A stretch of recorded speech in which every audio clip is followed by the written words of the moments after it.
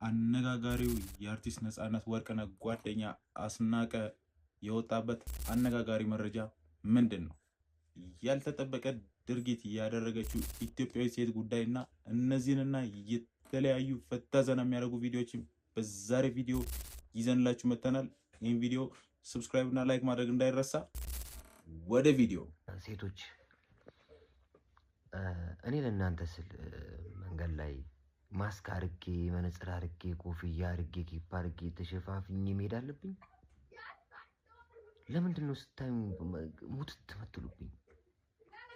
ለምንድነው የምትዝረከረኩት? ስፔሻሊ በጣም ቆንጆ የምትባሉ ሴቶች ገና እንዳያችሁ ከወንድ ጋር አብራችሁ እየሄዳችሁ ወንድ ልጅ እንግዲህ ኢማጂን ባላችሁ ወይ ቦይፍሬንዳችሁ ጋር እየሄዳችሁ አንገታችሁ እስኪቀነጠስ ዞር ብላችሁ መጣኝ። አይኖ አምራለሁ፣ አይኖ በጣም ቆንጆዬ ልጅ ነኝ፣ አይኖ ዛት እንግዲህ እሱ ከሱ ጋር አልጣላ ግብግብ ልፍጠር። ለምንድነው ቆንጆ ያረከኝ? ለምንድነው ከ8 ቢሊዮን ህዝብ ላይ ተኔ ላይ እንዲህ አይነቱ በት ያርከፈከፈው ልበል? ለምንድነው ከአምላኬ ጋር እንድወቃቀስ የምታደርጉኝ? ስታዩ ሙትት አትበሉብኝ። በቃ ማየት ያባት ነው፣ ማየት ሰድሉ ማለፍ እንዴ እኔ አልፈልግም። በቃ ማለት ይሄ ማርች ኤይት ነው ዛሬ ቀናችሁ ስለሆነ ልንገራችሁ ብዬ ነው። መንገድ ላይ ላይክ እንደ ማንኛውም ሰው የውበቴ እስረኛው እኮ ነኝ። አረ እኔ እንደዚህ ያን ነገር አይመቸኝ ጋይስ። ከበድ ያለ ምን እሺ በቃ ማን ነው በርታ ያለው? ማን ነው ከጎኑ ያለው? ቆይ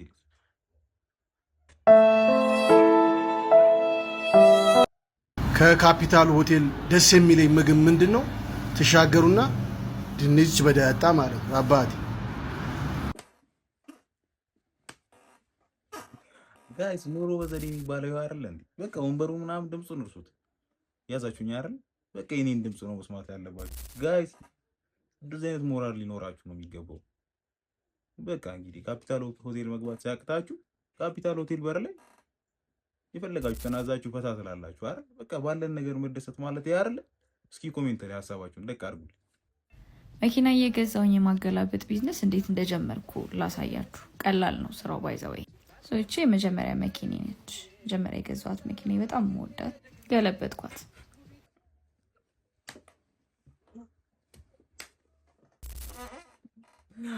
እኔ ጋይስ መጀመሪያ ላይ ራሱ ተገልብጣ ቪዲዮ ስቀርጽ አመጣጧ ደስ አላለኝም ነበር። በቃ የመጨረሻ ነው ብላችሁ በቃ እንግዲህ ብዙ የቢዝነስ አይዲያ ደግሞ እንዳላት እንግዲህ ግልጽ ነው አይደል? በቃ አናግሯት፣ ዴም አድርጉ። ማግኘት እሷን የምትፈልጉ እኔ ጋር ኮሜንት ላይ መጣችሁ አለን እንፈልጋታለን በቢ በቃ አገናኛችኋለሁ። መኪና እየገለባበጠን ብዙ ስራ እንሰራለን ማለት አይደል? አይ በቃ ወይኔ ሻማርዬ እሺ በለኝና በእናትህ መኪና ልግዛልህ። ይኸውልሽ ዛሬ እሱን ላወራሽ አይደለም የመጣሁት እኮ። እሺ ምንድነው? ለምንድነው የምታስጨንቀኝ? በህይወቴ አንድ ውሳኔ ወስኛለሁ።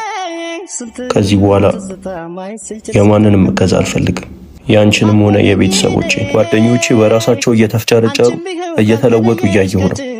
እኔ ደግሞ ኮንፊደንሴን አጥቻለሁ። ስለዚህ ከዛሬ ጀምሮ በራሴ መስራት ልጀምር ነው። እሺ ከዳዲ ተቀብዬ 100 ሚሊዮን ልስጥ? ይበቃል። ለምንድነው የምታስጨንቀኝ? አሁን የማደርገውን ከክፋት አትጣል። ይቅርታ በራሴ መፍጨርጨር ስላለብኝ ነው።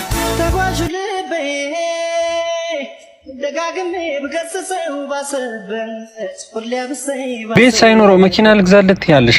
ለምን ቤት አንገዛለት? ዳዲ ምንም አይልም። ጋይስ አናዘር ሌቭል። አሁን በራስ መፍጨርጨር አለብኝ። ምን እያረከ ነው? በራስ ወዴት ነው? ወደ 100 ሚሊዮን ልስጥ ይበቃል እየተባልክ በራስ መፍጨርጨር ስላለብኝ ነው።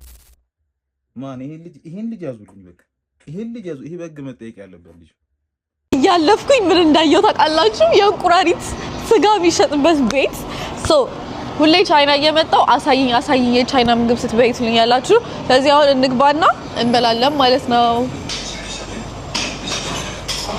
we want to eat frog። ለሁለት ሰው 150 ሪንቢ አዘናል ጋይስ። ለሁለት ሰው የሚበቃ የእንቁራሪት ወጥ ምን ታጠብልን? እዚህ ጋር አድርገን ታጠብልን። እኛ አላቅም ዛሬ። ከዛ ምን በላው በዚህ ነው ጋይስ። እችላለሁ ባይ ዘ ወይ። እነሱ እኮ ናቸው ግን ጌታን የሚያስቀስፉን ጉድጉድ እያመጡ እንቁራሪት ምናምን እያሉ። እስቲ እንየው ጉዱን። እኔ ቻይና ከመጣው ማክዶናልድሴን በላለሁ ወይ እንጀራዬን አሙቄ ወይ ድርቆሼን በላለሁ እንጂ እኔ በልቼ አላውቅም። ወይኔ መጣ። ዋው ቴንክ ዩ ኢየሱስ ክርስቶስ። በዚህ እንብላ፣ በዚህ ብሉ፣ በዚህ ወይ እንቁራሪቱ እግሩ እኮ ነው ይሄ። ጌታ ኢየሱስ ድረስ የፓስታ ስጎ ነው የሚለው። እውነት ደስ ይላል፣ ሽታው በጣም ደስ ይላል። እና ማስልና ከስር ነው የምናወጣው። ከዛ አስቡት ይሄን በልቼ ጭንቅላቴ እንደነሱ ምጡቅ ሆኖ በቃ ምድርን ስገለባብጣት ማለት ነው። ከእግሩ እንቅመሰው ወይስ ካንገቱ? ካንገቱ ይሻላል። አምቦልድ እነዚህ ጌታን ረሃብ ቢመጣ ራሱ አይሞቱም። ኡፍ እስማ አምቦልድ ትንሽዬ ግን አሳ ሚል ይመስለኛል። አያችሁት?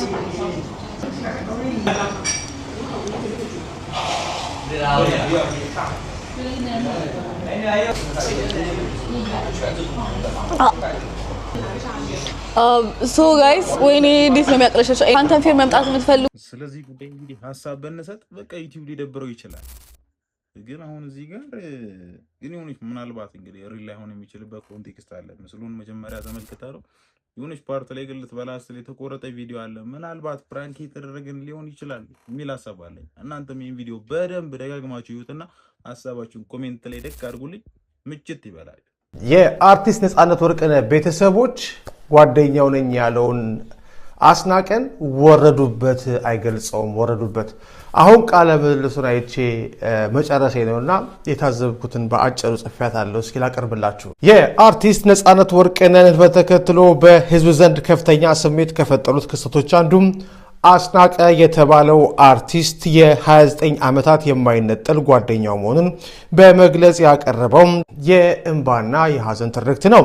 ሆኖም የነፃነት እህት ሚሚና ወንድሙ ወንዴ በዩቲዩብ በሰጡት ቃለ ምልልስ ይህንን የማህበራዊ ሚዲያና የአደባባይ ጓደኝነት ትርክት እጅግ ሞጋጅ በሆነና ማስረጃን መሰረት ባደረገ መልኩ አፈራርሰውታል። ቤተሰቦቹ እንዳጋለጡት ከስሜት ቀስቃሹ የአስናቀ ንግግር ጀርባ ያለው እውነተኛ ጓደኝነት ሳይሆን አጥፊነትን ማጀብና የራስን ስም የማጉላት ፍላጎት ነው። ተዋናይ አስናቀ በቀብር ስነ ስርዓቱ ላይ በ29 ዓመታት ውስጥ ከአንድ ወር ውጪ ተለያይተን አናውቅም ማለቱ የብዙዎችን አንጀት በልቶ ነበረ። ነገር ግን የአርቲስት ነፃነት ወርቅነህ እህት ሚሚ ይህንን በአሃዝና በታሪክ ስትሞግተው የውሸቱን ስፋት ያሳያል። ነፃነት ያረፈው በ43 ዓመቱ ነው።